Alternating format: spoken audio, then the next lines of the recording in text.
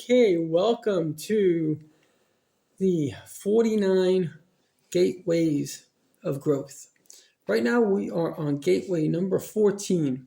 This is actually kind of a simple, very, very simple, but exceedingly profound. I'll use a story. I write about it in the book. So there's a lady that I know, very special woman, and she told me that, God literally gave her everything she asked. Whatever she would ask for, she would get it. Now imagine that would happen to you. Eventually, you know what she did? She stopped asking for what she wanted. She realized the things that she wanted wasn't always good for her. She started asking God to give her what God knows is best for her. The Baal Shem Tov, one of the greatest masters, teaches us exactly this. He says the greatest prayer is that God should give you what he knows is best for you. And that's really what this exercise is today. Stop telling God what you need. Start asking God to give you what you need. Again, stop telling God, I need this. Start asking God to tell you what you need. Now you say, well, obviously God's just going to do what? No, it's not so obvious. Because our sages teach us. It says, the universe, I can't say that I have this in 100%, but this is kind of the concept that I understand. The universe is a flexible universe. It gives us very much the desires in our heart. Many people don't realize that the life that they're living in is the life that they're manifesting. They may have a desire that they're not even aware of. Sometimes it's to be a victim, and they'll become a victim. And sometimes it's to be a victor, and they'll become a victor. The desires within you are the message you're giving to God of what you want. There's a story, I think the Baal Shem Tov brings it down, that once upon a time, there was a king.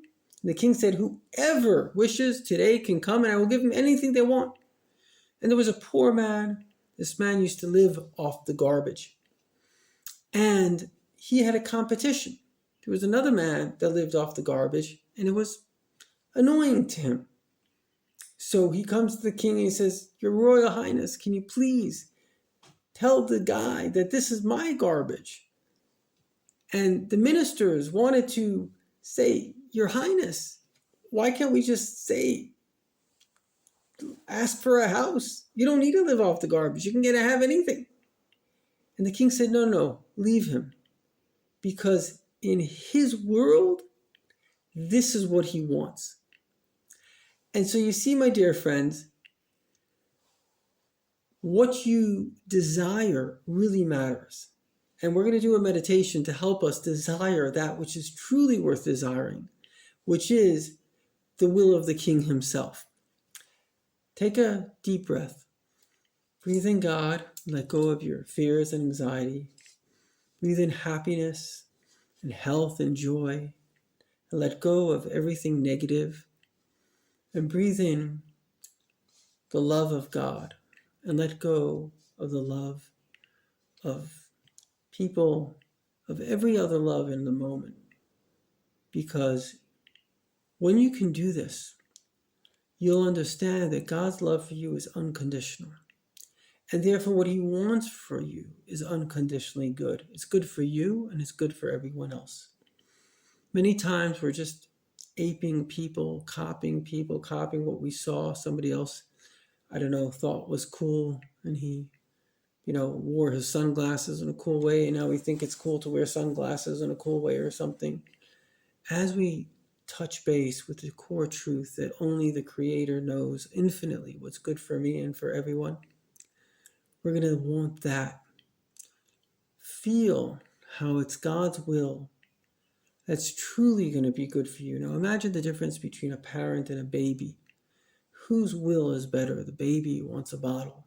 The parent wants the baby to become great and a success and married and have children and have a life. But the baby can only think about its bottle because that's the world of the baby. But God is infinitely even greater than the parent. And relative to God, we're even less intelligent than the baby. So let us allow His wisdom to guide us. We've given techniques before how God can actually become your personal guide. Let that be the source of your direction in life. Again, if you need me, reach out hashemachad@protonmail.com, and let's come out of the meditation with a 3, a 2, and a 1.